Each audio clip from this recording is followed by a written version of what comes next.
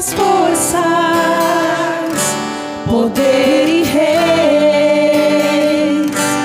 que a natureza e tudo que se fez, tem mais que tudo criado por tuas mãos. Deus, tu és início, meio e fim. Tem mais que os mares, tem mais que o sol e as maravilhas que o mundo conhecer. As riquezas, tesouros dessa terra, incomparável és pra mim. Por amor, sua vida entregou, meu Senhor. Humilhado foi como a flor, machucada no jardim, morreu por mim, pensou em mim, me amou.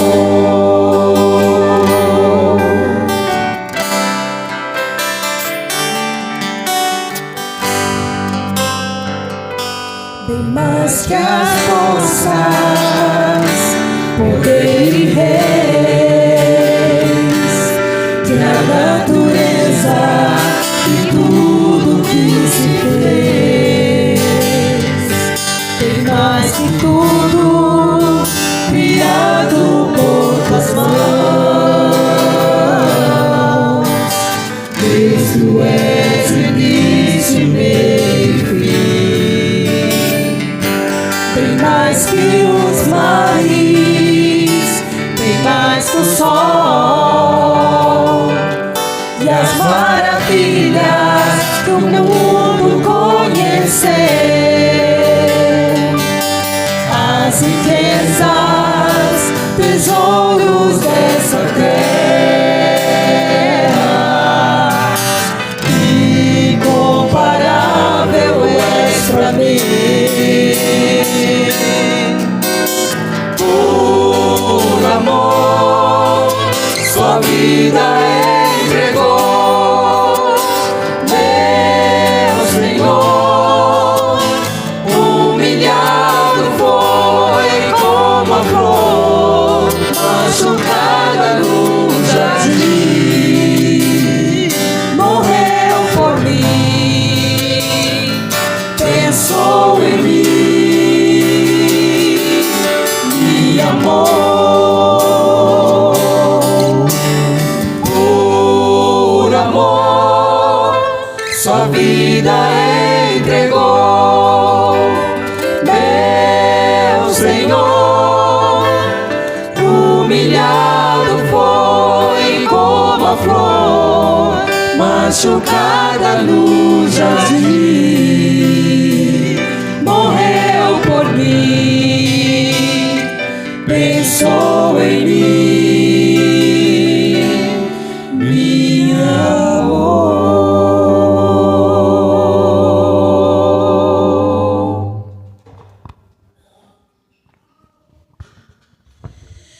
Irmãos, a graça e a paz do Senhor Jesus, louvado seja o nome do Senhor.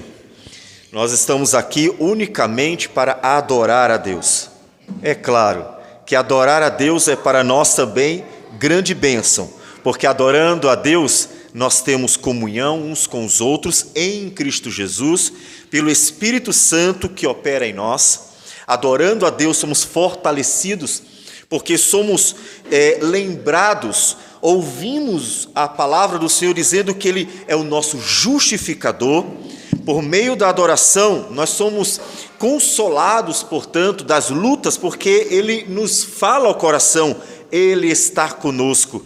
E dessa forma, a adoração, que é única e exclusivamente ao Senhor, é também uma grande bênção para nós, porque Deus opera graciosamente na vida daqueles que se achegam em Cristo Jesus a Ele. Vamos ficar em pé e vamos orar ao Senhor então, nesse momento, adorando o seu santo nome. Senhor Deus amado, Tu és grande, santo, justo e fiel. Todas as virtudes são plenas em Ti. E mesmo assim, o Senhor nos chamou para, em Teu Filho, nosso justo e justificador, podermos Te adorar em espírito e em verdade, não porque sejamos bons, nem porque tenhamos mérito algum, mas tão somente pela graça do Senhor, que foi manifesta na cruz do Calvário, e pelo Espírito Santo, que operou em nós, imputando a nós, aplicando ao nosso viver, a justiça de Cristo, e nos santificando a cada dia. Portanto, Senhor Deus, nós temos todos os motivos para Te adorar. Apesar de nós, temos todos os motivos para Te glorificar, para Te engrandecer e para agradecer por todas as maravilhas do Senhor, todos os dias sobre nós. Portanto, Senhor, nós queremos proclamar ao mundo a glória daquele que nos chamou das trevas para a sua maravilhosa luz. Queremos anunciar a Tua bondade, a Tua santidade, o Teu poder, o Teu amor, a Tua graça, Senhor Deus, manifestos em Cristo Jesus. Por isso pedimos que o Teu Santo Espírito nos conduza na palavra que é a verdade, para que a adoração seja fruto de lábios que confessam Teu nome, de corações quebrantados pelo poder da palavra e do Espírito, e que sabem que só Tu és Deus e digno de todo louvor e de toda glória. Assim, ó Senhor, conduz-nos para Teu louvor e para a bênção de Teu povo. É o que nós pedimos em nome de Jesus. Amém, Senhor. Amém.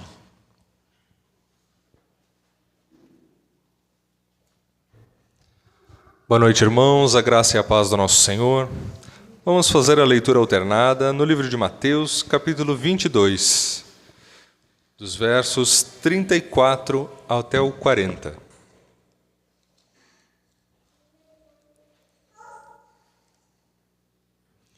Mateus 22, 34 ao 40. A palavra do Senhor nos diz assim: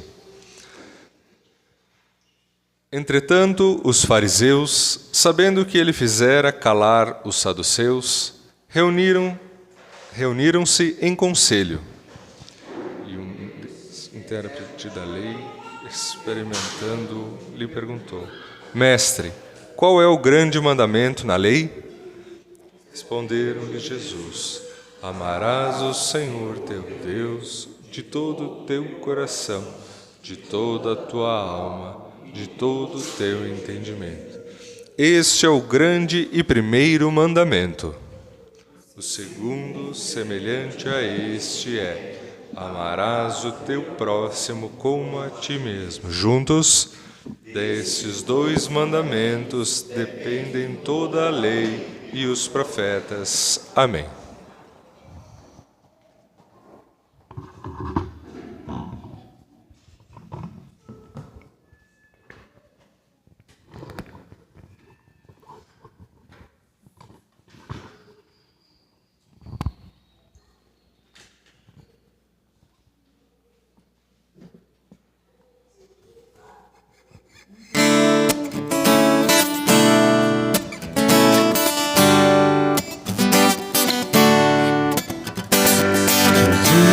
Riscou a cédula que era contra nós.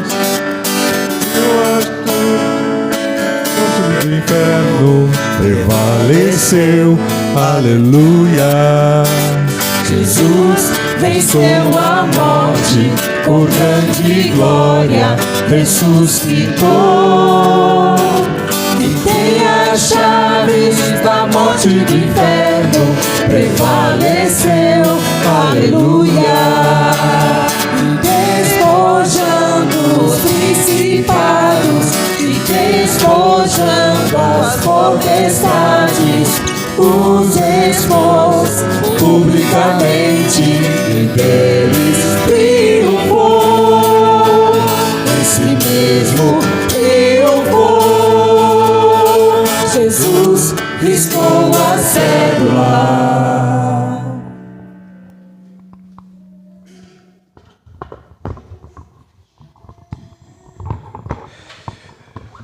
Vamos ler Lucas, continuando a leitura, Lucas 10, de 25 a 37.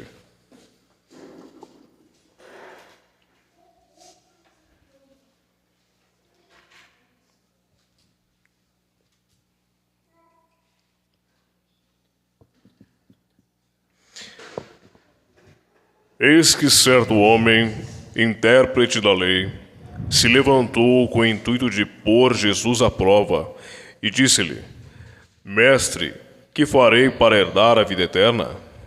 Então Jesus lhe perguntou: Que está escrito na lei?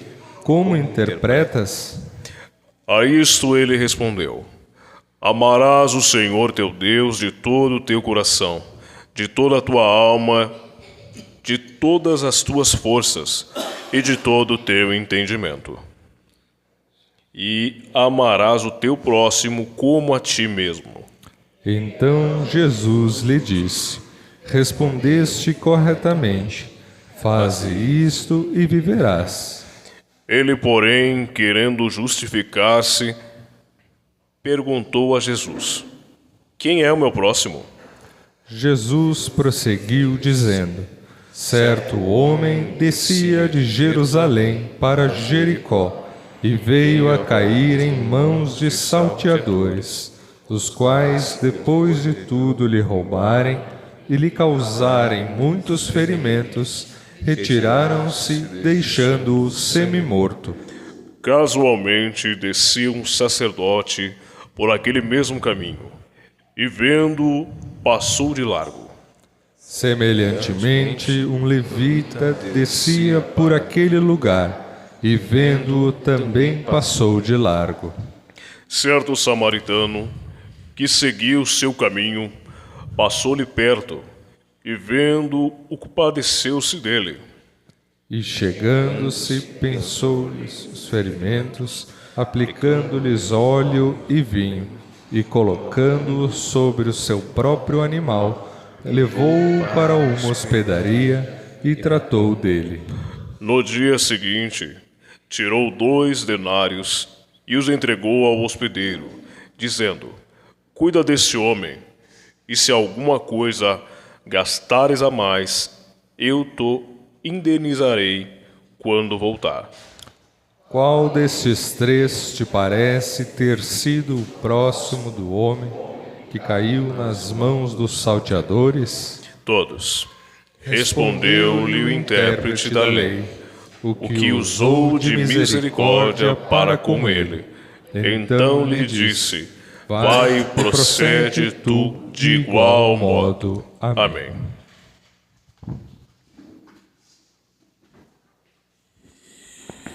Poder sentar, amados. Nós vamos orar.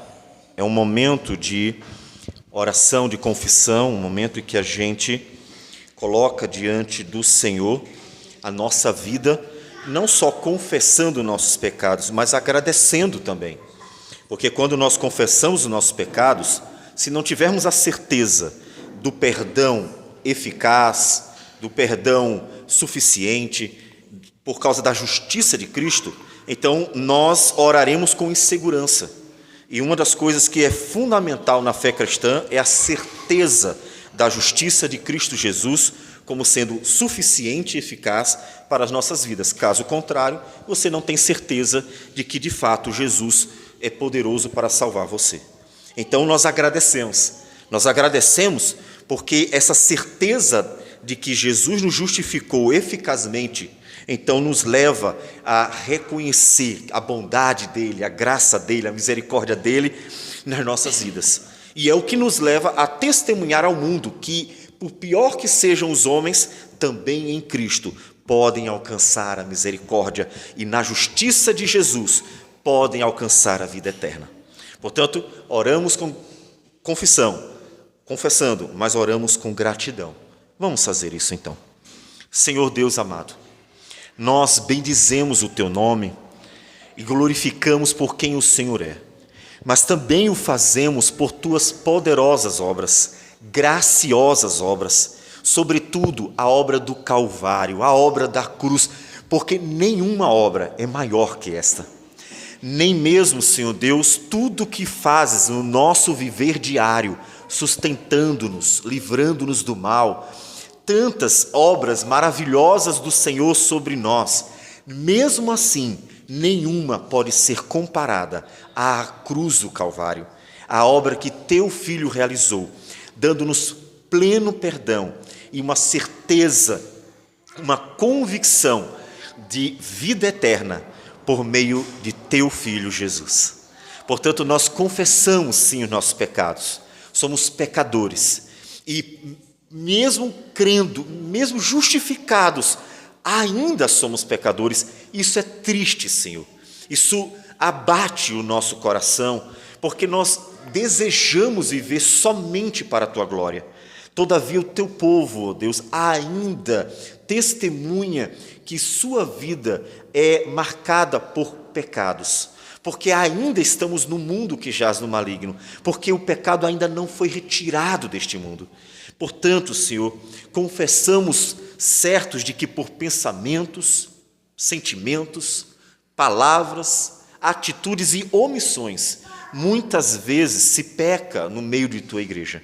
Portanto, Senhor Deus, perdoe-nos os pecados. Mas nós não somente pedimos perdão, já que o nosso propósito, porque é propósito do Senhor para nós, é a santificação, para que vivamos como Cristo é, e não só, ó Deus, tenhamos a alegria da salvação, mas tenhamos também, Senhor Deus, ou sejamos também instrumentos, Senhor Deus, para o louvor da tua glória. Então pedimos que nos santifique a cada dia. Santifica nossos pensamentos para que sejam todos eles bons. Santifica nossos sentimentos para que sejam todos eles amáveis, justos e verdadeiros. Santifique nossos lábios, como fizestes com o profeta Isaías, tocando, Senhor Deus, com a brasa tirada, Senhor, do altar. Santifique nossos lábios para que eles proclamem a tua glória, para que eles anunciem, Senhor Deus, o teu poder redentor. E assim santifica nossos atos, nosso viver, para que tudo o que façamos para que o teu nome seja conhecido, para que vejam as tuas obras realizadas por nós, por causa do Espírito que em nós habita. Tudo isso, Senhor Deus, redundará na tua glória. Essa é a nossa oração. E tudo isso será para nós de grande bênção, de grande edificação, porque seremos abençoados, fortalecidos, edificados, Senhor Deus, por meio do teu agir em nós.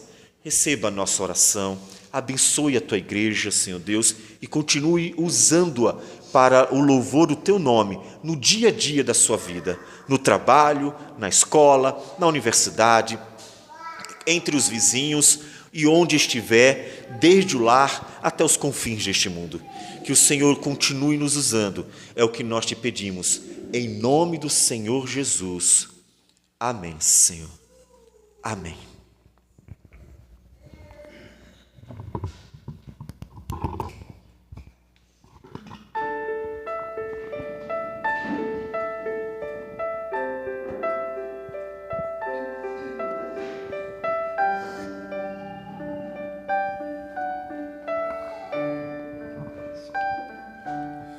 Diante do trono de Deus nos céus, tenho perfeita intercessão do sumo sacerdote amor, que advoga em meu favor. Meu nome em suas mãos está, escrito em seu coração. Enquanto no céu ele estiver, seguro ali eu estarei, seguro ali eu estarei. Se sou tentado a desviar e vejo a culpa que há em mim, contemplo os céus e vejo então aquele que morreu na cruz. O justo Salvador morreu pra minha vida libertar, satisfazer Santo Deus, que me perdoa ao ver Jesus, que me perdoa ao ver Jesus.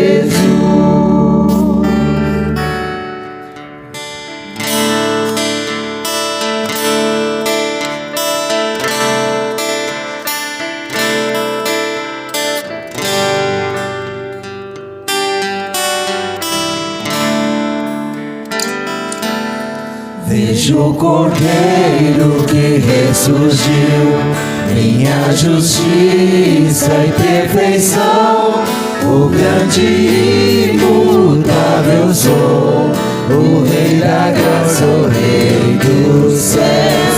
Unido a Ele não morrerei, comprado por seu sangue foi, minha vida oculta em Cristo está. Em Cristo meu Deus Salvador, em Cristo meu Deus Salvador. Unido a Ele não morrerei, comprado por seu sangue foi, minha vida oculta em Cristo está.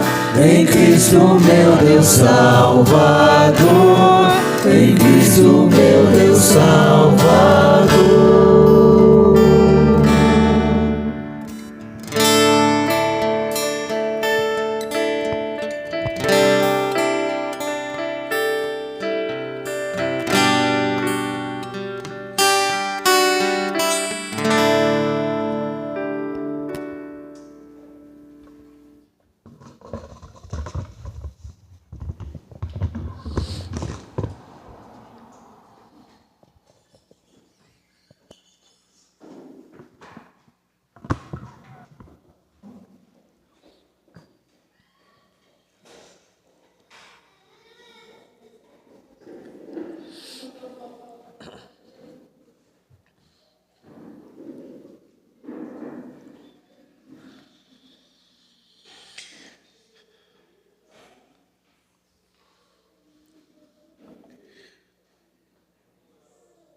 O homem é um ser religioso por natureza.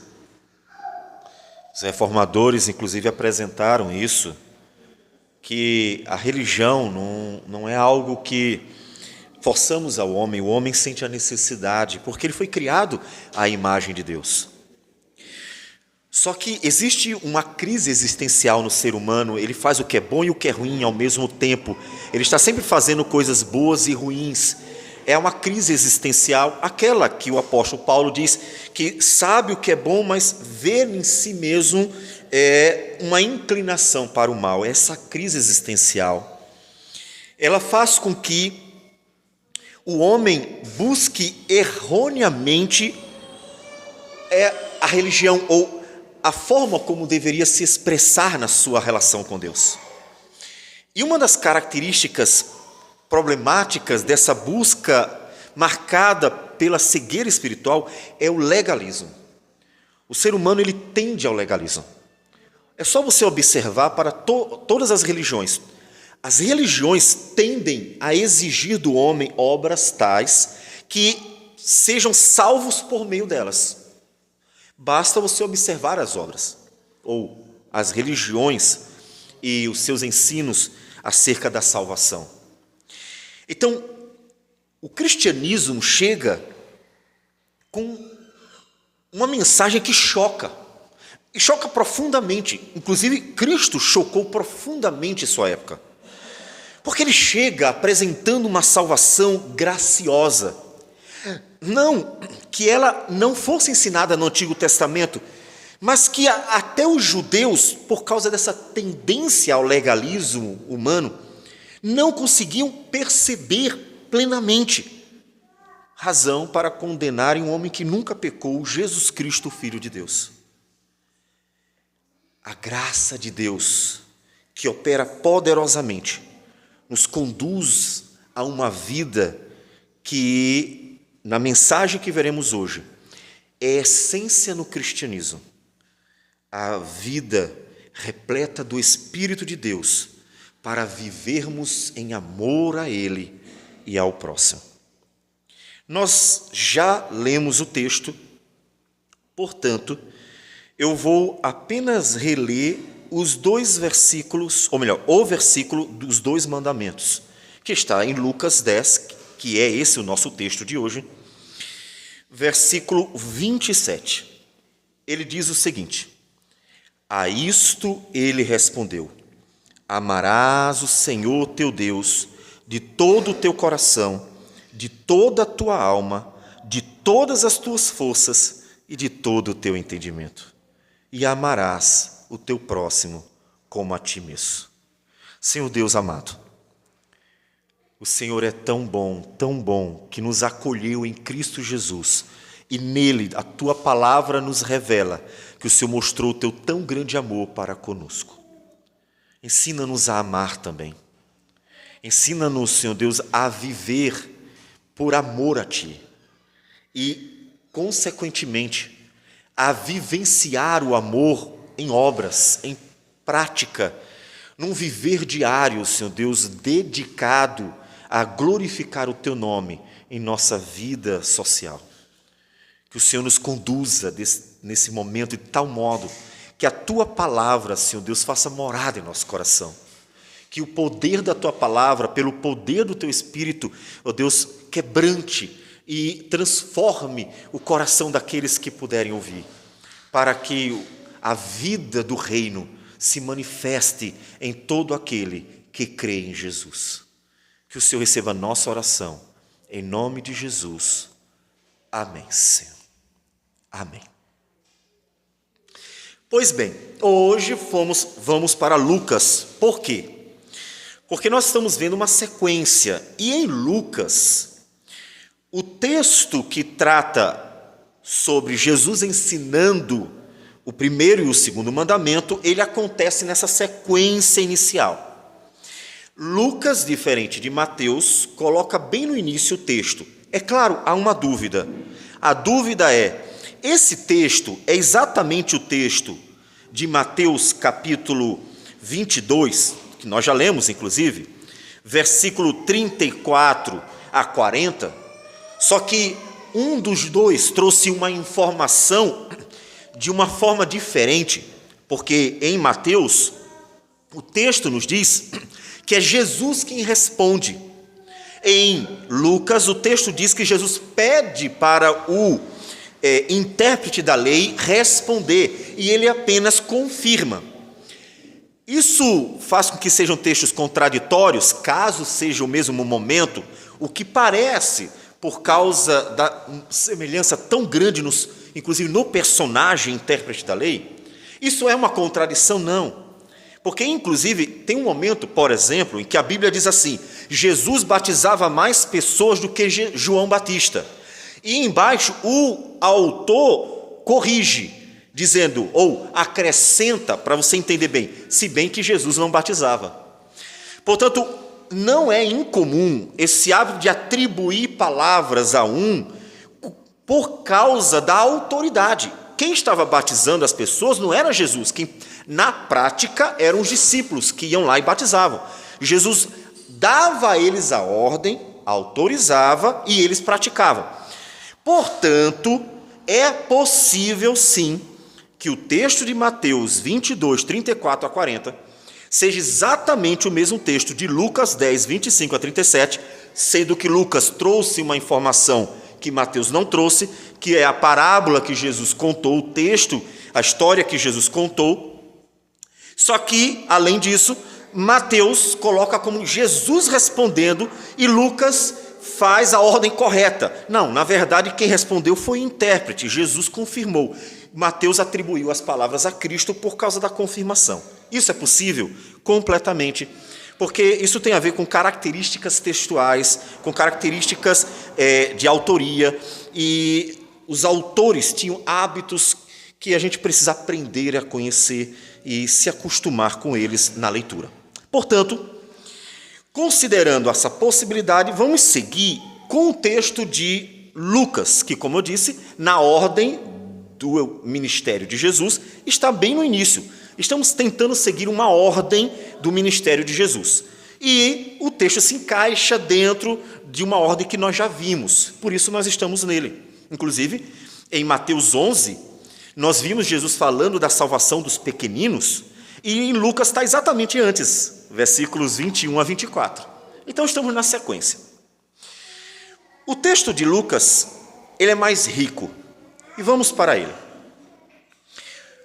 O versículo 25 diz que eis que um certo homem, intérprete da lei, em Mateus é dado o título de fariseu, da seita dos fariseus, se levantou com o intuito de pôr Jesus à prova. É interessante nós observarmos que essa expressão pôr à prova, ela aparece pouquíssimas vezes no Novo Testamento e sempre relacionada à tentação, alguém tentando Deus. Por exemplo, Mateus 4, versículo 7, Jesus responde a Satanás: também está escrito, não tentarás o Senhor teu Deus. Em Lucas capítulo 4, versículo 12, o texto nos diz que Jesus respondeu a Satanás com a mesma palavra: não tentarás o Senhor teu Deus. É um versículo da Bíblia. E lá em 1 Coríntios capítulo 10, versículo 9, outra vez se confirma o sentido e a aplicação da palavra em relação a Deus. 1 Coríntios 10, 9. Não ponhamos o Senhor à prova, que significa exatamente, não tentarás o Senhor teu Deus. É interessante que Lucas tenha usado essa palavra aqui, quando na Bíblia ela aparece como uma referência a tentar a Deus. Talvez possamos dizer que ele propositadamente quis mostrar que aquilo que o intérprete estava fazendo não era apenas um testar inocente, mas uma tentação a Deus. Ele estava ali com um propósito maligno, um propósito maldoso, um propósito de tentar a Cristo como alguém que tenta a Deus. Claro que ele não sabia que Jesus era Deus, mas a semelhança no uso do termo nos conduz à ideia de que há uma maldade, um pecado ali. Há um pecado. Podemos ver isso até mesmo sem observar a palavra específica. Claro que eu estou olhando a palavra em grego. Mas mesmo sem olhar para ela, olhando para o texto, observe que o intérprete da lei não chegou para Jesus para tentar aprender. Como você poderia chegar para mim: pastor, eu precisaria entender isso aqui, me explica isso aqui. Ou fazer uma pergunta querendo aprender mais. O intuito dele, diz o texto, que era provar, era tentar, como pode ser colocada como tradução a palavra. Tentar Jesus. O intuito não era um intuito bom, era um intuito mau. Então, ele chega para Jesus e faz a seguinte pergunta: mestre, que farei para herdar a vida eterna? Uma vez que o intuito não era bom, o intuito era mau, o propósito era realmente tentar a Cristo. E aí volto outra vez para Mateus capítulo 22, porque, como nós já falamos, até o texto deixa isso a entender. Em Mateus, os fariseus, sabendo que Jesus fizera calar os saduceus, se reuniram em conselho com o propósito de pegar Jesus. E vocês sabem que saduceus e fariseus estavam o tempo inteiro tentando fazer com que Jesus caia em alguma cilada para terem com que acusar. O propósito não era bom, mas era maldoso. Só que a pergunta é: mestre, que farei para herdar a vida eterna? Então eu tenho que pensar, como é que ele queria tentar Jesus com essa pergunta? Percebem? Ele chegou para Jesus e disse: mestre, que farei para herdar a vida eterna? Só que essa pergunta é maldosa. O intuito é pegar Jesus de alguma forma. Eu tenho que entender isso para entender melhor o que se dá ali. Ele não está querendo a vida eterna e mostrando interesse a Cristo. Ele está tentando ver se Jesus vacila na sua resposta. E então eles vão dizer: errou, mestre, O senhor não sabe de tudo? Como é que o senhor errou numa pergunta dessa? A questão é essa. Eles querem pegar Jesus. Tem um outro personagem, em Lucas mesmo, lá no capítulo 18, versículo também 18, que faz a Jesus a mesma pergunta, só que ali o intuito é um intuito, vamos dizer, interesseiro. Não é maldoso porque ele não quer testar Jesus. Não podemos dizer que era um intuito profundamente sincero, como alguém que ali está pronto a se converter, porque ele termina indo embora sem dar ouvidos ou responder corretamente a Cristo. Então, é um intuito, parece que meio que interesseiro. Por quê? Porque parece que o jovem rico de Lucas 18, ele está querendo que alguém massageie o seu ego e ele se sinta salvo, apesar de ser um homem que tinha algo para mudar. Lucas 18 diz que certo homem de posição, um homem rico, perguntou-lhe: bom mestre, que farei para herdar a vida eterna? Vocês lembram que Jesus no final diz: vende tudo que tem, então dá aos pobres, ou dá tudo aos pobres e segue-me. E Jesus mostrou que ele amava mais o dinheiro do que a Deus, porque se ele queria a vida eterna, como é que ele trocou a vida eterna pelos bens? Seja, se ele queria tanto a vida eterna, e o próprio Messias está dizendo para ele: dê tudo aos pobres e me segue que você tem a vida eterna. Ele teve dúvida. Pense na seriedade do assunto. O Messias está lá dizendo: dê tudo aos pobres e me segue, e então terás a vida eterna. E ele simplesmente vai triste. Ou seja, ele teve uma oportunidade e, de fato, mostrou que o seu coração não estava realmente ansiando mais do que tudo a salvação. Não é que ter riquezas fosse um pecado ou isso condenasse ao inferno, mas a prioridade dele, preferindo ter os seus bens a ter a vida eterna, mostrou que o seu coração não estava no Senhor. Então, observe que os dois perguntam a mesma coisa. Por que eu usei o texto de Lucas, já que ele não tem nada a ver com o texto de Lucas 10, Lucas 18, do jovem rico, e Lucas 10, do texto do intérprete? Porque lá em Lucas 18, Jesus fala da lei. Jesus responde para ele sobre o que fazer para ter a vida eterna, mencionando a lei. Ele diz, versículo 20, sabes os mandamentos. E ele cita: não adulterarás, não matarás, não furtarás, não dirás falso testemunho, honra teu pai e tua mãe. Tudo isso são os 10 mandamentos, né? Parte, pelo menos, deles. E o jovem diz: tudo isso eu tenho observado desde a minha juventude. Então, observe que ali, a resposta de Jesus foi com mandamentos. Parece que Jesus, propositadamente, citou o que o jovem queria ouvir. No final da resposta, observe que o ego do jovem rico foi: estou salvo, sou um homem salvo, porque tudo isso eu tenho observado desde a minha mocidade. O legalismo judaico daquela época cumpre aparentemente tudo isso, que está tudo resolvido.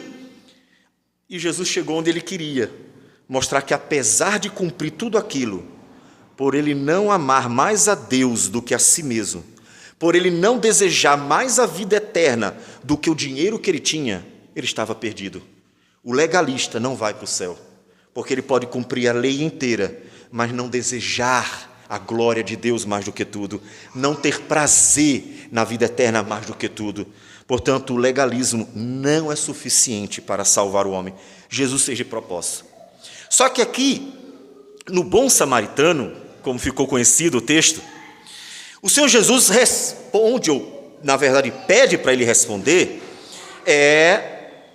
e o intérprete vai mais fundo. Aqui ele vai mais fundo.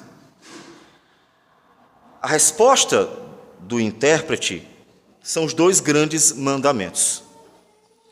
Jesus jogou para ele a resposta. O que está escrito na lei? Como interpreta? Ele é um legalista, o intérprete. Jesus então pergunta: o que está escrito na lei? Um homem que queria ouvir algo sobre a lei. A resposta dele estava correta.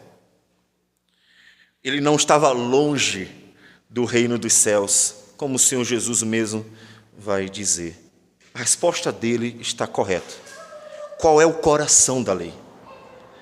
Amarás o Senhor teu Deus de todo o teu coração, de toda a tua alma e de toda a tua força e de todo o teu entendimento. E amarás o teu próximo como a ti mesmo. Aquele intérprete conhecia. Olha que coisa curiosa. O homem foi ali para tentar Jesus, em conselho com os fariseus, considerando o texto de Mateus. E o homem conhecia o coração da lei. E esse homem ainda não era convertido ao Senhor.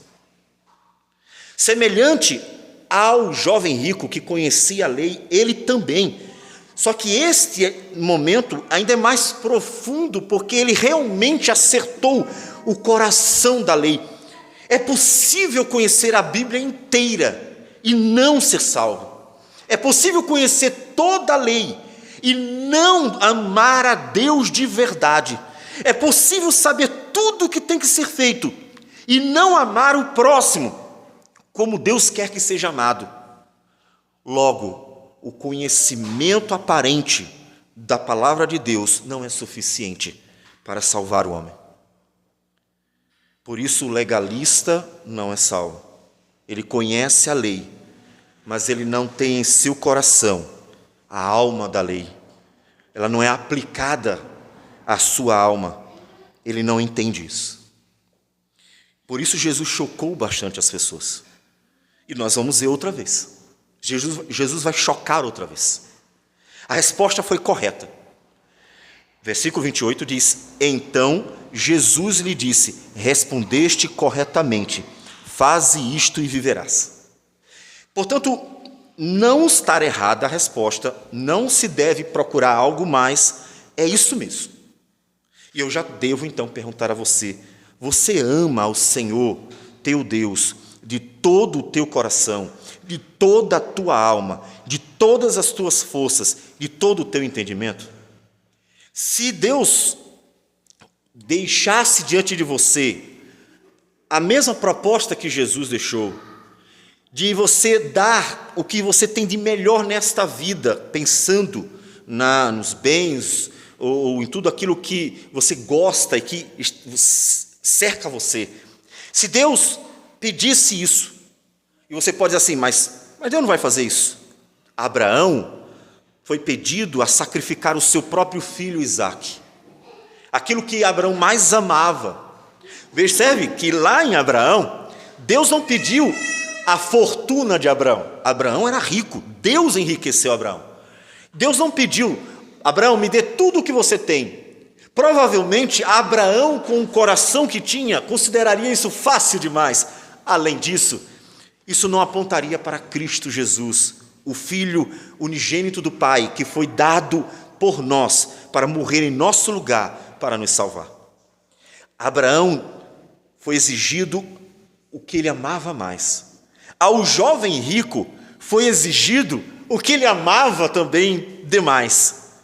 E se isso fosse exigido de você, deveríamos pensar, porque isso é colocar nós mesmos em teste, diante de um mundo que a qualquer momento pode mudar. Os mártires foram exigidos a dar a própria vida, tanto que Apocalipse diz que venceram porque em face à morte não amaram a própria vida. Eles estavam prontos para morrer por Cristo, e morreram por Cristo, e a vitória deles não foi conseguirem lutar e vencer o inimigo mano a mano, mas foi morrer fielmente por Cristo Jesus. O que você mais ama nesse mundo? Com certeza você tem um amor a algo, pessoas. O que você mais ama? Você ama Deus mais do que a isso? Você até pode dizer, não, mas vamos pensar, né? Eu amo minha esposa mais do que qualquer coisa nesse mundo, eu amo meus filhos mais do que qualquer coisa nesse mundo. Então você vai dizer assim, mas isso é um amor bom quando não está igual ou acima do amor a Deus. Amar as pessoas é bom, tanto é que o mandamento é: amarás o teu próximo como a ti mesmo. É claro que amar é bom, ninguém vai negar. Mas quando amar qualquer que seja a pessoa, muito menos ainda se falarmos a respeito, ou muito mais se falarmos a respeito de coisas, quando esse amor é colocado no mesmo patamar do amor que se deve a Deus, aí há um problema seríssimo. Você ama a Deus mais do que qualquer um. Você ama a Deus mais do que qualquer coisa. Você ama a Deus mais do que a si mesmo. De fato e de verdade. Diante do mandamento, deveríamos pensar isso. Porque não tenha dúvida que o nosso amor a Deus é testado todos os dias. Talvez você diga: pastor, dificilmente vai vir uma perseguição cristã como nos primeiros séculos. Eu concordo.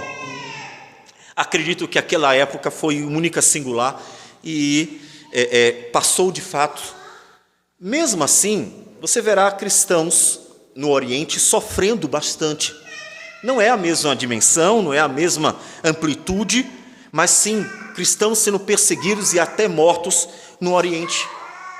Além disso, mesmo que nunca venha uma perseguição a ponto de você ser exigido confessar ou não a Cristo, vida ou morte, todos os dias você é testado. Já observou que você tem todos os dias o gastar tempo com Deus ou não gastar tempo com Deus? Ou seja, orar ou não orar, ou fazer outra coisa. Ler a Bíblia ou fazer outra coisa. Ir ao culto ou fazer outra coisa. Realizar a obra do Senhor ou fazer outra coisa. Até, por exemplo, você está num trabalho, e eu lembro que isso aconteceu uma vez na minha vida, quando eu realizei um estágio, por ocasião da escola técnica onde eu estudei, e a questão era evangelizar os meus chefes, o dono da empresa, ou ficar calado para não perder o estágio. E evangelizar tem que ser a prioridade. Ou seja, por mais que você diga: não teremos uma tribulação semelhante aos mártires dos primeiros séculos, todos os dias você é testado. Todos os dias você tem a oportunidade de provar se Deus é prioridade na sua vida. Com o que você faz, com o que você fala, o tempo que você gasta, o dinheiro que você gasta, todos os dias. Todos os dias você tem algo para Deus, algo para você mesmo. Algo para Deus, algo para você mesmo. E você todos os dias decide por alguém. Ou você decidiu orar, ou você decidiu, por exemplo, passear. Ou você decidiu ler a Bíblia, ou você decidiu assistir um filme, por exemplo. Ou seja, não é que fazer aquilo que está ao nosso redor e viver a vida, digamos, normal, seja algo errado. Mas não viver a vida para Deus é errado. Se você me disser que não tem tempo para orar, mas tem tempo para estar no celular, mexendo e vendo as coisas, tem alguma coisa errada. Porque como é que você tem tempo para fazer isso e não tem tempo para orar? Se você me disser que não tem tempo para ler a Bíblia, mas tem tempo para ler qualquer livro, assistir qualquer filme e fazer qualquer outra coisa, então tem algo errado. Porque você tem tempo, mas você faz as escolhas segundo o seu coração. E se você escolheu o que agrada a você e não o que glorifica a Deus ou o que te aproxima de Deus, é porque você fez a escolha segundo o coração que ama mais a si mesmo do que a Deus. Não é pecado assistir filme, ler livros, passear, se divertir, brincar e assim, muitas outras coisas. Nada disso é pecado. Mas no momento em que você olha para si mesmo e vê que você tem negado o tempo que é devido a Deus, porque você usa o mesmo tempo apenas para você mesmo, então tem alguma coisa errada. Porque significa que você não tem tempo para Deus. Você não ama a Deus de todo o seu coração. Você ama a si mesmo de todo o seu coração. Portanto, você é testado todos os dias. Você não vai passar o dia todo lendo a Bíblia, porque próprio Deus vai dizer, tá bom, fecha a Bíblia e vai trabalhar. Tá bom, fecha a Bíblia e vai brincar com seus filhos. E assim por diante. Mas se você me disser que não tem tempo para essas coisas, enquanto o mundo é testemunha de tanto tempo que você gasta consigo mesmo, com as coisas mais fúteis que se possa imaginar, você está dizendo para Deus que estar com Deus é inferior a fazer qualquer coisa fútil que se possa fazer nessa vida. Como, por exemplo, olhar uma rede social. Então, observe que o mandamento, ele é uma exortação muito séria. Porque é o primeiro grande mandamento que, em Mateus, Jesus afirma: destes 2 mandamentos dependem toda a lei e os profetas. É o grande mandamento da lei. Se você não ama a Deus de todo o seu coração, de toda a sua alma e de todas as suas forças, você não conhece a Deus. Porque essa é a essência da lei, é a essência da vida cristã. É amar a Deus. Começa por ali. O segundo dependerá, inclusive, do primeiro. Você ama a Deus de todo o seu coração, não tem nada mais importante para você do que Deus. Então, observe mais atentamente que todos os dias Deus testa você. E todos os dias você tem a oportunidade de mostrar que você ama mais a Deus do que a si mesmo. Deus te abençoa, sim, como eu já disse, há muitas coisas boas que nós desfrutamos porque são dádivas do próprio Deus. Mas se você disser para este mesmo Deus que te abençoa, que você não tem tempo para Ele, porque você só tem tempo para você, então alguma coisa está profundamente errada. Não espere que num dia que Jesus voltar, você esteja com Ele, já que você nunca quis estar. Então, ame a Deus de todo o seu coração. Isso é essência no cristianismo, na nova vida. O segundo mandamento é: amarás o teu próximo como a ti mesmo. É interessante que, para o intérprete da lei, o primeiro mandamento para ele está batido. Com certeza eu amo a Deus, eu mataria qualquer um por Deus. Eu não sei se ele morreria por Deus. Não vamos inferir algo, mas dificilmente, não é? Mas ele mataria qualquer um por Deus. E isso a gente vê porque mataram o próprio Jesus, eles achavam que estavam prestando um serviço a Deus. Mataram Estevão porque estava pregando a palavra e achavam que estavam fazendo um serviço a Deus. Portanto, matar o outro em nome de Deus é uma coisa fácil e comum. Morrer por Deus é outra questão. Não sabemos se ele faria. Mas uma coisa feriu o coração dele. O segundo mandamento fez ele pensar na sua vida. Jesus disse: faça os 2 e viverás. Ou seja, desses 2 mandamentos depende tudo. Se você ama a Deus de todo o seu coração e ama o próximo como a si mesmo, você entendeu a palavra de Deus. Você entendeu a lei. Você está vivendo o coração da lei. Você está vivendo para Deus. Portanto, você realmente anda com Deus. Só que isso feriu o coração dele, apesar de que ele mesmo respondeu. Diz o versículo 29, que ele, porém, ou seja, o intérprete da lei, quando Jesus disse: respondeste corretamente, faze isto e viverás. O intérprete da lei, querendo justificar-se, ou seja, a consciência pesou. Parece que o olhar de Cristo, com as suas palavras, entravam como uma espada de 2 gumes na alma de quem ouvia sua voz. Alguma coisa mexeu aqui dentro. Ele se sentiu perturbado. Algo fez ele perceber que ele não estava vivendo o que ele mesmo disse.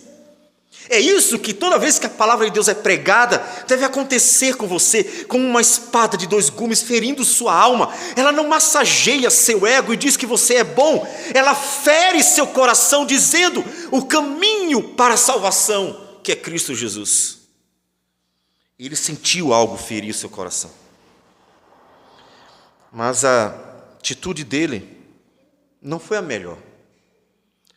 Porque querendo justificar-se significa, querendo se livrar desse peso de consciência, ele perguntou a Jesus: Quem é o meu próximo? Ah, meu próximo é minha esposa, são meus filhos, são os meus amigos. Gente, até um criminoso ou até um terrorista ama os seus. Todas as pessoas tendem a ter afinidade a alguém. Todas as pessoas tendem a ter afinidade a alguma pessoa do seu grupo. Isso é normal. E o Senhor Jesus disse isso. Capítulo 5 de Mateus, versículo 46. Porque se amardes os que vos amam, que recompensa tendes? Não fazem os publicanos também o mesmo? Se vocês amam apenas aqueles que é fácil amar, então qualquer um faz isso. Portanto, amar o próximo como a ti mesmo vai além das fronteiras do que é fácil amar. Vai além das fronteiras daquele muro que nos protege, como ele mesmo estava se protegendo. Quem é o meu próximo? Quem é aquele que eu devo amar? Jesus vai responder. Observe que agora não é mais uma questão de tentar Jesus. Agora foi Jesus que chegou profundo na alma dele e fez com que agora ele estivesse ali como vítima das palavras, digamos assim, ou seja, como alvo delas. Jesus responde com uma parábola. É do versículo 30 até o versículo 35. Jesus prosseguiu dizendo: certo homem, provavelmente um judeu, apesar de não dizer, mas dar a entender pela trajetória dele, por não dizer que era um judeu, afinal das contas, Jesus está falando de judeu para judeu. Então, devemos entender que esse certo homem é um judeu. Não teria, porém, por que entender diferente. Certo homem descia de Jerusalém para Jericó. Talvez tenha ido adorar ou outra coisa, mas ele estava nesse trajeto que tem uma porção meio deserta, de Jerusalém para Jericó. No meio ali do território, da região, ali até perto do Rio Jordão. E veio a cair em mãos de salteadores, os quais, depois de tudo lhe roubarem e lhe causarem muitos ferimentos, retiraram-se, deixando-o semi-morto. Então, o homem foi roubado, mas não só roubado, foi espancado até quase a morte. Foi deixado no chão. E eles saíram. E aí, aparecem os personagens. Casualmente, ou seja, não era o propósito dele, descia um sacerdote por aquele mesmo caminho. O sacerdote, o homem que deveria estar cuidando do serviço cultico ao Senhor, ensinando a palavra de Deus ao povo, um sacerdote. Jesus escolheu de propósito o personagem. Jesus poderia ter dito: veio um outro judeu. Não foi um judeu qualquer. Veio um homem que deveria ser tratado como homem de Deus, por ser um sacerdote. Um homem dedicado às coisas de Deus, por ser um sacerdote. Isso é o que deveria ser. Então descia um sacerdote por aquele mesmo caminho e, vendo-o, passou de largo. Ele viu o homem, judeu para judeu. Por que é importante? Porque o judeu não se aproximaria se fosse um homem de outra etnia, um gentil, por causa da ideia da contaminação. Então, isso dificultaria o entendimento do que Jesus quer ensinar. Portanto, o homem que está lá é um judeu. O homem que está passando é um sacerdote, portanto, um judeu. Estão dentro de casa, ou seja, são irmãos pela própria fé, além de raça. Mas vendo aquele homem no chão, ele simplesmente passou longe. Ele nem sequer quis ir perto para ver se estava morto, ver se estava tudo bem. Não vamos entrar em detalhes que talvez alguém pudesse dizer: ele ficou com medo de ser um golpe e alguém iria roubá-lo. Mas, a princípio, como não é esse o propósito, o cenário é construído para dar a entender o mais simples. Está notório que o homem foi roubado, que o homem foi vítima, e o outro, mesmo assim, em vez de se aproximar para ver o que se deu, simplesmente passou longe. Passou longe. Não deu bola. Em outras palavras, não fui eu, não é minha responsabilidade, seguiu em frente. Versículo 32. Semelhantemente, um levita descia por aquele lugar, levita, homem da tribo de Levi. Claro, mesmo a questão do sacerdote. Só que dessa vez não é um sacerdote. O levita era um homem que também tinha responsabilidades com as coisas do Senhor, mas nem todo levita era um sacerdote. Também nem todo levita é um cantor, como se tornou popular em nossos dias. Era um homem da tribo de Levi, que era uma tribo consagrada ao Senhor. E esse levita, da tribo consagrada ao Senhor, descia por aquele lugar, e vendo, também passou de largo. Fez a mesma coisa, ele viu do mesmo jeito. Em vez de se aproximar, passou longe. Nenhum deles se importou com aquele homem. Não é minha responsabilidade, porque eu não tenho nada a ver com ele. Passou longe. Eles não se importaram.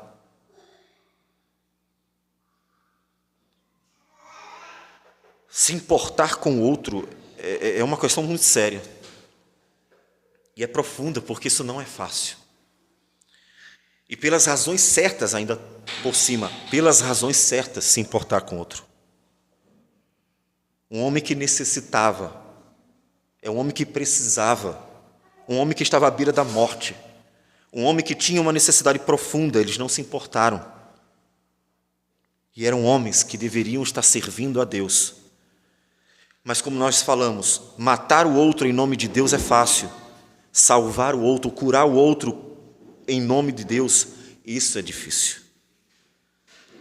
Então, o texto continua. Versículo 33 diz: certo samaritano que seguia o seu caminho, mesma questão, agora só que um samaritano. Por que ele escolheu o samaritano? Por que não um judeu qualquer? Porque o judeu odiava o samaritano. O judeu odiava o samaritano por várias razões relacionadas ao passado. Então havia uma rixa muito grande. E, claro, tem uma razão para eles não gostarem do samaritano a respeito da religião, que é o fato de que os samaritanos eram uma miscigenação de israelitas com outros povos e que o culto que era para ser em Jerusalém foi transferido a fim de facilitar para a nação das tribos do norte. Então havia sim problemas, erros dentro da teologia ou da religião dos samaritanos. Todavia, esse samaritano, odiado pelos judeus, e eles sabiam disso, porque lembre-se que a mulher samaritana que conversa com Jesus no poço de Jacó, fica questionando: como é que o Senhor conversa comigo, eu que sou mulher samaritana? Não é só ser mulher, ainda é samaritana. Ou seja, tinha duas razões para Jesus não falar com ela: ser mulher e ainda ser samaritana. Por quê? Porque não eram bem vistos. Esse samaritano que seguia o caminho passou-lhe perto. Os outros passaram de largo, passaram longe. Passou perto. E vendo, compadeceu-se dele. Observe que é importante, o que levou o homem a ajudar não foi interesse, não foi por ser da mesma família, não foi uma obrigação qualquer. O coração dele sentiu pesar pelo sofrimento do outro. Isso é compaixão. É o sentimento de pesar pelo sofrimento do outro, se sentindo mesmo meio que no lugar do outro, que é a empatia, é a compaixão. Algo tocou aqui. Um homem que tinha um coração, um homem que, apesar de ser odiado pelos judeus, demonstrou ser melhor do que os judeus. Jesus não faz isso sem querer, é de propósito. Jesus mostra na parábola que o sacerdote e o levita eram inferiores ao samaritano. Por quê? Porque apesar de o sacerdote e o levita estarem de acordo com a lei, cumprindo os rituais legalistas, o samaritano, odiado pelos judeus, tinha o que nem o sacerdote nem o levita tinha: amor. Exatamente para mostrar os mandamentos da lei que ele havia mencionado no versículo 27. O samaritano tinha algo que o sacerdote e o levita não tinham: amor. E esse amor levou a ter compaixão da miséria do outro, ter compaixão do estado do outro, ter compaixão da situação do outro, apesar de ser um judeu. Então, ele traça uma série de atitudes. Esse versículo 34 ao versículo 35, os dois versículos, são atitudes do samaritano. Como eu disse, Jesus é muito sábio e proposital em tudo que faz. Nada era por acaso. Então ele traçou uma série de atitudes de propósito para mostrar a veracidade do amor do samaritano, para mostrar a atitude que decorria do amor do samaritano. Primeiro, ele se compadeceu, e aí versículo 33, 34, e chegando-se, pensou-lhe os ferimentos, aplicando-lhes óleo e vinho. Aquilo que, inclusive, o termo seria o mesmo de ungir. Ele aplicou óleo e vinho. São dois meios de esterilizar. Então, ele aplicou remédios, ou seja, instrumentos para tentar dar a ele uma melhoria temporária até chegar na hospedaria. Então, ele cuidou dele, ele cuidou dos seus ferimentos, ele deu um trato nele, gastou tempo, deixou a sua jornada, dedicou tempo àquele homem não lhe devia nada, aquele homem não tinha nenhuma familiaridade com ele dedicou tempo, dedicou de seus bens, dedicou daquilo que ele tinha, e ainda colocou sobre o seu próprio animal. Ele colocou sobre o seu próprio animal e foi andando. O homem estava sob seus cuidados. Ele tomou para si a responsabilidade de cuidar dele. Mas por quê? Talvez você diga, mas eu não tenho nada a ver com ele, minha responsabilidade é com a minha família. Eu cuido da minha esposa, ou do esposo, ou dos meus filhos, meus pais, ou seja, família. Este homem estava ali cuidando de alguém que não tinha nenhuma familiaridade. E tomou sobre si a responsabilidade, porque aquele homem era agora o seu próximo. O coração dele estava inclinado para se compadecer e cuidar daquele homem. Ele tomou sobre si e levou para uma hospedaria e tratou dele. E continuou o tratamento. No dia seguinte, tirou 2 denários, o valor equivalente a 2 dias de trabalho. Lembre-se, denário equivalia a 1 dia de trabalho.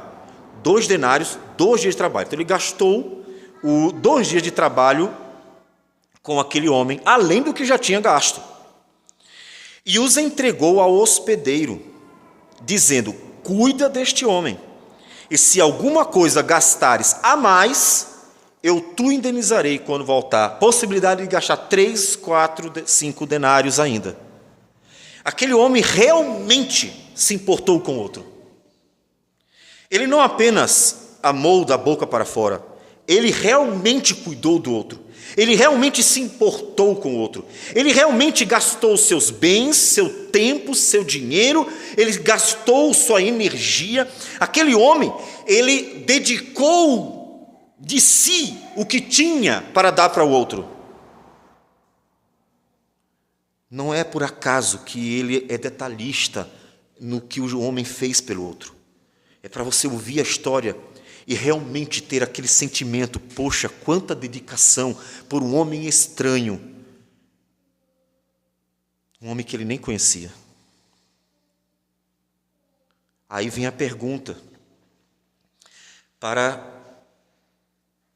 trazer a questão de quem é o meu próximo? Versículo 36. Qual destes três te parece ter sido o próximo do homem que caiu nas mãos dos salteadores? O sacerdote, o levita ou o samaritano agiu como o próximo? Qual desses três agiu como o próximo do judeu que foi maltratado? Versículo 37, a resposta. Respondeu-lhe o intérprete da lei.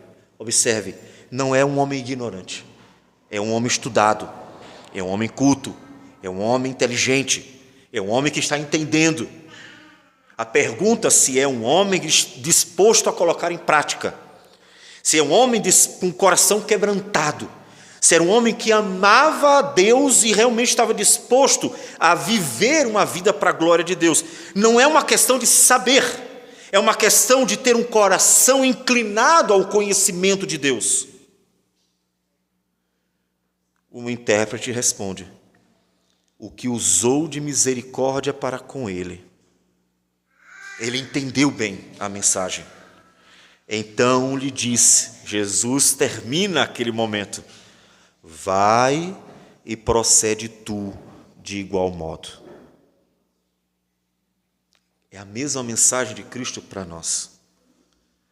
Você quer a vida eterna? Tenho certeza que você quer a vida eterna. E como jovem rico, ou como este intérprete da lei, você poderá perguntar a Jesus: o que é que eu faço para ter a vida eterna? A questão é se o seu coração quer mesmo. No coração desses homens legalistas, eles esperavam ouvir apenas uma série de regras e ritos que levassem a uma cauterização da mente. Eu já faço isso, está tudo bem.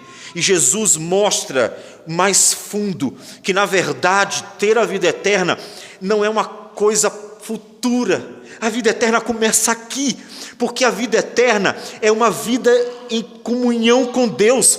A vida eterna é ter o Espírito de Deus operando dentro de mim. A vida eterna é ter a certeza de que Jesus Cristo justificou por meio de sua obra, pagando o preço dos meus pecados. A vida eterna começa agora, porque a vida eterna é ser unido a Cristo.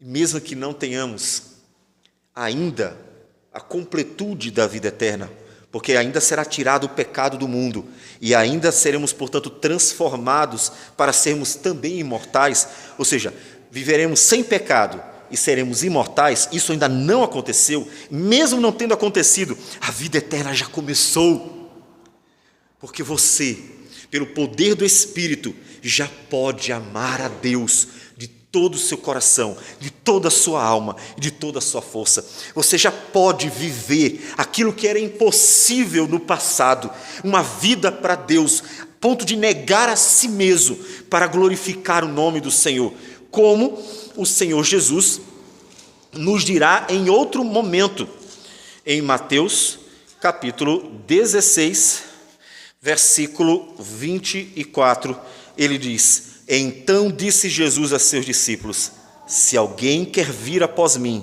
a si mesmo se negue, tome a sua cruz e siga-me. Ame a Deus mais do que a si mesmo.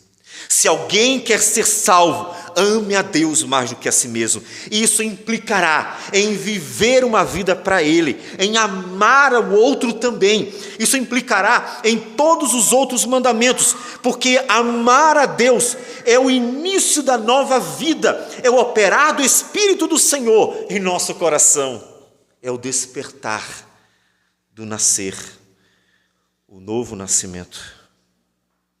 Então, você ama a Deus mais do que a si mesmo? E está pronto para viver o amor de Deus de fato e de verdade? Não é simples assim. Se fosse simples assim, o apóstolo João não falaria para a igreja como sendo algo necessário mas ao mesmo tempo como sendo algo que não era fácil para o seu público, parece que não estava sendo posto em prática. E eu encerro então com as palavras do apóstolo João, que em sua primeira carta, no capítulo 4, versículo a partir do 7, nos diz: Amados, amemo-nos uns aos outros, porque o amor procede de Deus. E todo aquele que ama é nascido de Deus e conhece a Deus. Aquele que não ama não conhece a Deus, pois Deus é amor. Nisto se manifestou o amor de Deus em nós, em haver Deus enviado seu Filho unigênito ao mundo para vivermos por meio dele. Nisto consiste o amor, não em que nós tenhamos amado a Deus, mas em que Ele nos amou e enviou seu Filho como propiciação pelos nossos pecados. Amados, se Deus de tal maneira nos amou, devemos nós também amar uns aos outros. Senhor Deus amado, o teu amor, Senhor, ele é perfeito, de forma que só é possível amar de verdade pelo teu Espírito Santo operando em nosso coração. Ajude-nos a amar, Senhor, não de palavra, mas de fato e de verdade, por meio de atitudes, por meio, Deus, de um viver, de servir o outro, de cuidar do outro, de abençoar o outro, de ensinar o outro e assim, de ser bênção para o outro. Ajude-nos a viver para a tua glória, porque isso significará sermos verdadeiramente teus filhos. Que o Senhor receba a nossa oração, em nome do Senhor Jesus. Amém, Senhor. Amém.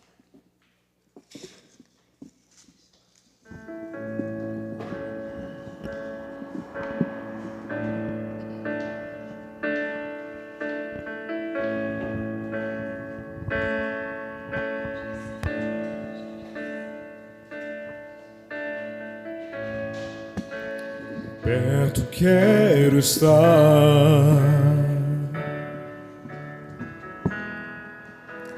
junto aos teus pés,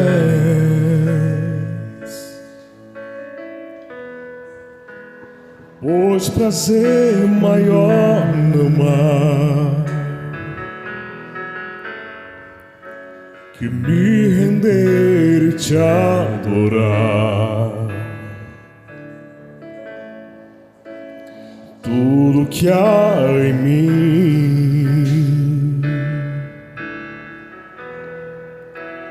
quero te ofertar,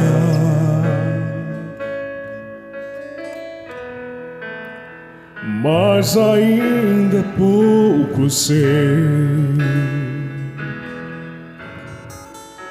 se comparado ao que ganhei. Não sou apenas servo, teu amigo me tornei. Te louvarei, não importam as circunstâncias,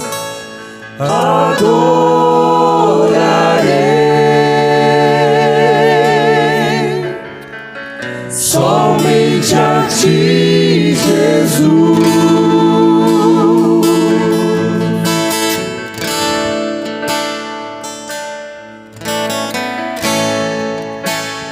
Perto quero estar,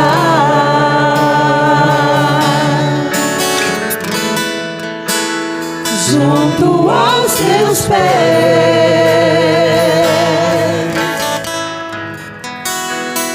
pois prazer maior não há de me render e te adorar. tudo que há em mim. Quero te ofertar, quero te ofertar.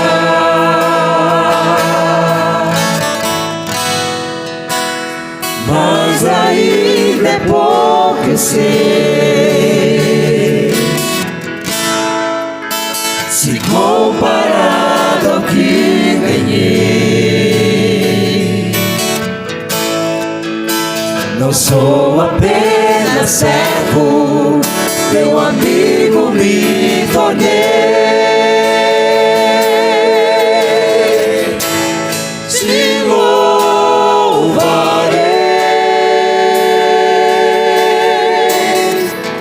não importam as circunstâncias, adorarei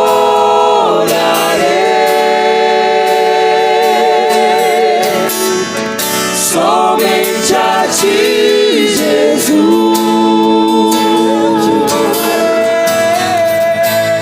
Te louvarei, não importam as circunstâncias, adorarei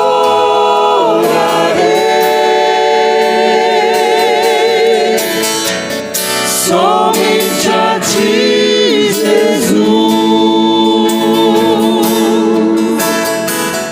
Somente a ti, Jesus.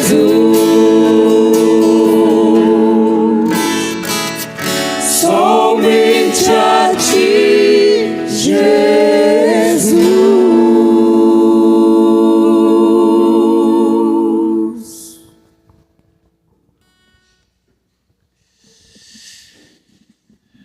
A ceia do Senhor nos comunica o amor de Deus por nós. Quando nós cantamos agora, nós comunicamos o nosso amor por Deus, dizendo, inclusive, faríamos qualquer coisa por Ele. Você faria qualquer coisa por Deus de fato? A ceia do Senhor nos mostra o que Ele fez por nós. Mas ao participarmos da ceia, nós somos, portanto, também exortados a corresponder para com Deus com igual amor que Ele nos amou. De forma que na ceia somos consolados, confortados e ao mesmo tempo chamados a viver uma vida com o Senhor e para o Senhor, de fato. 1 Coríntios 11, 23 nos diz: porque eu recebi do Senhor o que também vos entreguei, que o Senhor Jesus, na noite em que foi traído, tomou o pão e, tendo dado graças, o partiu e disse: isto é o meu corpo que é dado por vós, fazei isto em memória de mim. Por semelhante modo, depois de haver ceado, tomou também o cálice, dizendo: este cálice é a nova aliança no meu sangue. Fazei isto todas as vezes que o beberdes, em memória de mim. Porque todas as vezes que comerdes este pão e beberdes o cálice, anunciais a morte do Senhor até que Ele venha. Por isso, aquele que comer o pão ou beber o cálice do Senhor indignamente, será réu do corpo e do sangue do Senhor. Examine-se, pois, o homem a si mesmo, e assim coma do pão e beba do cálice. Pois quem come e bebe sem discernir o corpo, come e bebe juízo para si. Fiquemos em pé e vamos orar consagrando o pão da ceia. Senhor Deus amado, obrigado porque o Senhor nos abençoou e nos tirou das trevas tão graciosamente. Este pão que consagramos a Ti, Senhor Deus, comunica a nós a bênção de sermos um só com o Senhor. Pedimos que por Ele nos abençoe, fortalecendo, alimentando a nossa fé, de forma que possamos sair daqui desejosos de viver mais intensamente para Ti, uma vida dedicada a Ti em que verdadeiramente amemos ao Senhor mais do que a nós mesmos. Ó Deus, abençoe a tua igreja com este pão. Em nome do Senhor Jesus. Amém, Senhor. Recebamos do pão da ceia. Deus enviou seu Filho amado para nos salvar e perdoar.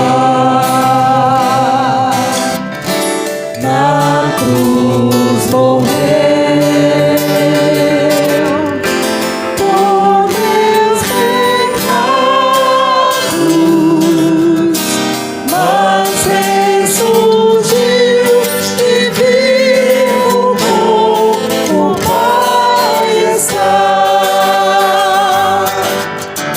Porque Ele vive, posso crer no amanhã. Porque Ele vive, temor não há. Mas eu bem sei, eu sei que a minha vida está nas mãos de meu Jesus, que vivo está.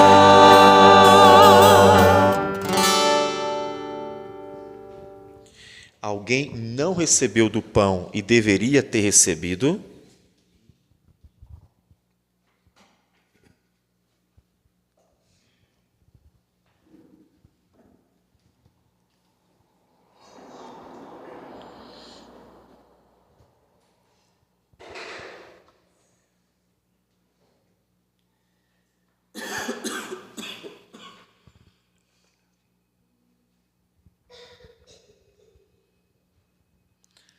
A palavra do Senhor nos diz que o Senhor Jesus, na noite em que foi traído, tendo diante dele a mesa da Páscoa judaica, tomou um dos elementos, o pão. Então o ergueu, deu graças ao Pai e distribuiu entre os discípulos, dizendo: Este é o meu corpo que é dado por vós. Tomai dele todos e comei. Fazei isto em memória de mim. Comamos.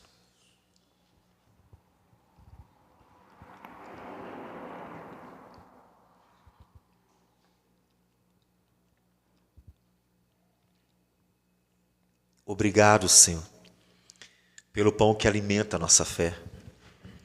Obrigado, Senhor, pelo cálice que consagramos a Ti e nos conforta o coração, porque comunica a nós a justiça de Cristo, que fomos comprados não por ouro ou prata, mas pelo precioso sangue do Cordeiro de Deus, que tira o pecado do mundo. Portanto, conforte o Teu povo, abençoe o Teu povo, trazendo a segurança da justiça de Cristo, a justificação. E assim, ó Deus, um chamado, Senhor Deus, a um viver por Ele e para Ele. Que o Senhor receba a nossa oração, em nome de Jesus. Amém, Senhor. Aqueles que receberam do pão, recebam do cálice também. E quando enfim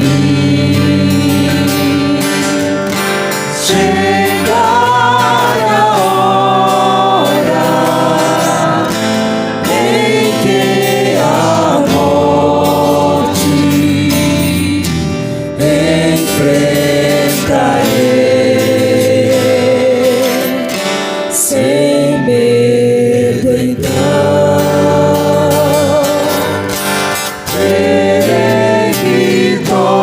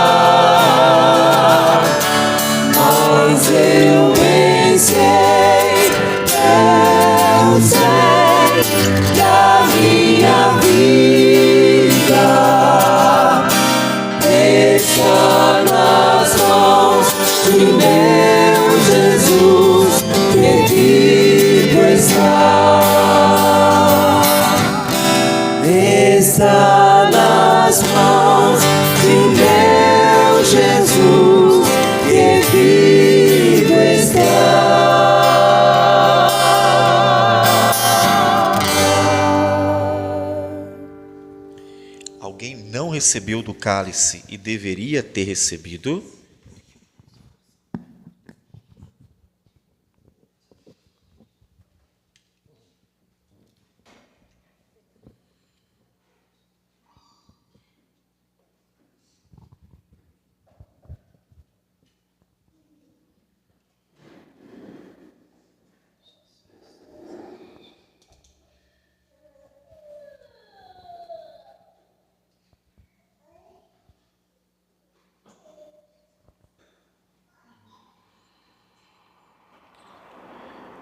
A palavra do Senhor nos diz que após ter ceado o pão, o Senhor Jesus tomou outro elemento presente à mesa, o cálice.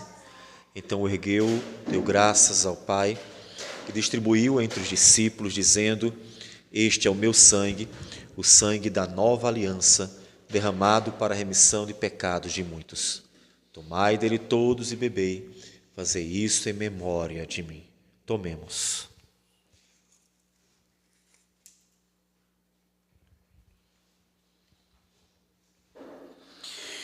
Senhor Deus amado, nós agradecemos, Senhor, por tudo. Nós agradecemos porque o Senhor Jesus fez tudo que nós precisávamos, tudo mesmo. Agradecemos porque só precisamos viver nele, confiando plenamente nele, de forma que vivamos esperando nele a vida eterna. Que o Senhor Deus continue nos dirigindo, leve-nos em paz para nossos lares, para que possamos, Senhor Deus, viver para Ti, não só hoje, mas todos os nossos dias. Receba a nossa oração e abençoe assim a Tua igreja. É o que nós Te pedimos. E a graça do nosso Senhor Jesus, o amor de Deus, nosso Pai, a comunhão e a consolação do Espírito Santo seja sobre todos nós, sobre todo o povo de Deus, hoje e para sempre. Amém. Amém.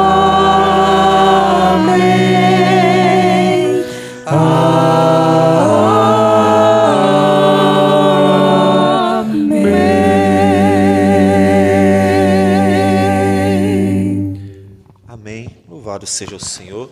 Podeis sentar. Deus os abençoe.